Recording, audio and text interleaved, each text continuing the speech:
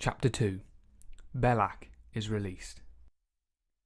The next day, after a night of getting very little sleep, Caleb strolls to work tormented and hurt, as he is haunted by the daunting visions of Eric and Andrea kissing. Struggling to find some kind of peace, Caleb tries to put everything that had happened behind him, but like a song being replayed, Caleb is reminded by the words of his psychiatrist as her voice plays back in his mind. It's unhealthy and unnatural for you to have all these unresolved issues bottled up inside you. These unresolved issues can lead to a nervous breakdown, or even worse, you could possibly develop a split personality. At that moment, almost instantaneously, the vision of his sinister reflection rises to the forefront of his mind. While continuing on his journey, Caleb is exonerated from his captivating thoughts as he is joined by his close friend and advisor Philip, and as the two meet along the way, Philip takes a keen observation of Caleb's appearance and exclaimed, "Rough night? Is it that noticeable?" asked Caleb. "Pretty much, but no big deal. It happens. Hey, before I forget, I got you a self-help book. It should arrive any day. It's designed to help you reach your edge," said Philip. "Thanks, Phil. I could use all the help I can get," replied Caleb. "Kate, talk to me. What's going on?" asked Philip. "I'll tell you in the elevator," exclaimed Caleb. After selecting their respective floors, Caleb reveals the heartbreaking truth about Eric's promotion and of Andrea's infidelity. Sucking his teeth in disgust, Philip exclaims, "Eric is one conniving asshole, Kay. You can't let him get away with this. You have to tell Mr. Blackwell the truth. That promotion is rightfully yours. As for that harlot, I told you before, she's an opportunist. Andrea's just looking for an opportunity to move up." Repulsed by Philip's callous remarks about Andrea, Caleb turns away and continues the rest of the elevator ride in silence. As the elevator stops on the 10th floor, Philip exclaimed, "Kay, think about what I said. I'll catch up with you later." After his one-on-one with Philip, Caleb exits the elevator on the 15th floor, feeling worse than he did before. Walking only a few steps into the hallway, Caleb observes Eric brandishing a brand new suit. Burning with resentment, Caleb watches Eric like a hawk watches its prey as he roams the hall receiving congratulatory remarks for his top-notch marketing strategy. Then all of a sudden, while fixated on Eric, a mandatory managers meeting was announced.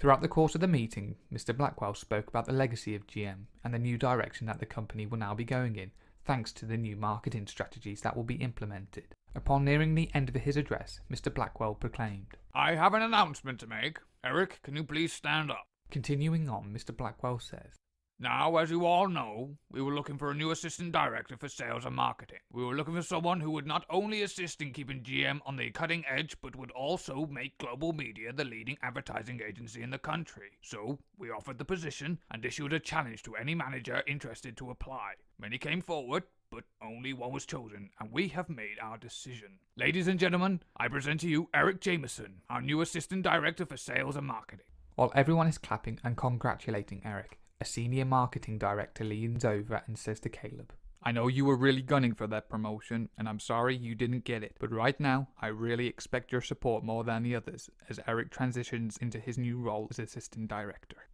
After the conclusion of the meeting, Caleb quickly exits the boardroom and goes into the kitchen for a drink of water as he tries to suppress his discontentment. Then all of a sudden, while Caleb is consuming a bottle of water, Nick enters the kitchen and purposely bumps into him, causing Caleb to choke and spill his water. To make matters worse, on top of feeling like a fool, Caleb now felt like a peon as Nick brushes off the incident like it was nothing and said, "Relax, it's not like you're going to drown." He laughed as he walked away. More upset than he originally was, Caleb hurtles his way out of the kitchen and crashes into Eric's secretary. However, this time was different. Instead of leaving her there to pick up the pieces, Caleb helps Sophie up and apologizes for bumping into her for a second time. "It's okay. I know it was an accident," said Sophie as she blushed timidly. "Again, I'm truly sorry, and I thank you for being so understanding," replied Caleb. After helping Sophie and apologizing to her, Caleb attempts to leave the scene when Sophie stops him and boldly asked if he had been to lunch. In response to her question, Caleb replied, "No, I haven't. I just wanted to catch some air." Seizing the moment, Sophie continues her quest as she invokes Caleb to let her tag along. "Hey, you look like you could use a friend. You mind if I tag along? Before you say no, I know where there is a hot dog stand not too far away, where we could get a bite to eat and also get some fresh air at the same time." Thinking about his relationship, Caleb starts to turn down Sophie's appeal to join him, but after the unspeakable vision of Eric and Andrea smooching renewed itself, he changes his mind and replied, "You know what? That sounds like a good idea. Come on, let's go." After walking 3 minutes in complete silence, Sophie decides to open the lines of communication and asked, "Is everything okay?" Without giving him a moment to respond, Sophie continued and said, "I noticed the last couple of days you haven't been yourself." Then, like water from a broken dam and feeling like the weight of the world was on his shoulders, Caleb breaks his silence and reveals the truth about Eric's promotion and Andrea's betrayal. Sympathising with his plight, Sophie exclaimed, "Sometimes life can be so unfair. If it makes you feel any better, I think you'd make a better assistant director than Eric." Sophie smiled. Smiling back, Caleb replied, It does. Thanks. Come on, let's get those hot dogs.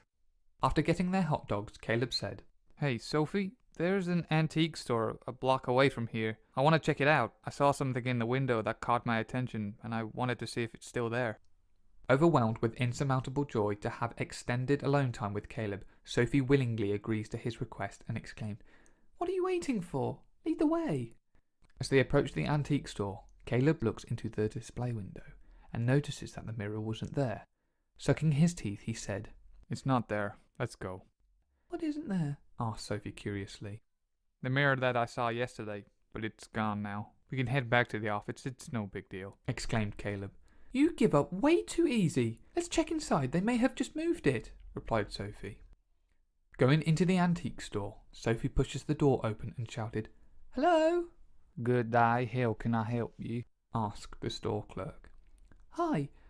My friend saw a mirror in your display window and we were wondering what happened to it." Then joining the petition, Caleb cleared his throat and said, Yesterday there was a large wall-sized mirror in the display window that caught my attention. I just wanted to know if you still had it. asked Caleb.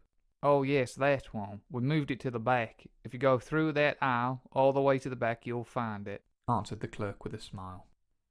After receiving information on the whereabouts of the mirror, Caleb and Sophie continued their quest as they strolled towards the back of the antique store. As the two persist to the back of the store, Caleb catches glimpse of the mirror and taps Sophie on the shoulder and exclaimed, There it is. As Sophie looks at the gold-framed wall-sized mirror, she drops her soda and screamed, "Oh my God!" repeatedly. Quickly turning to her, Caleb interrogates Sophie for her reason for screaming, as he ponders if she too had seen his sinister reflection. Readying himself, Caleb prepares mentally to face his evil counterpart, but before he could do so, Sophie shouted, "That's my daddy's mirror! I can't believe it! I used to always dress up and pretend that I was a princess while staring in it!" With a sigh of relief, Caleb exhales. Then Sophie declared, "Caleb, I have to have this mirror, no matter the cost." Without giving Caleb a chance to utter a single word, Sophie hurries off to inquire about the mirror. In a low-pitched voice, Caleb replied, I'll be right here, just looking around. With the battle raging in his mind, Caleb contemplates if he should look into the mirror and face his ominous double or forget about what he saw completely. Finally making up his mind to do so, Caleb decides to get it over with and look into the mirror.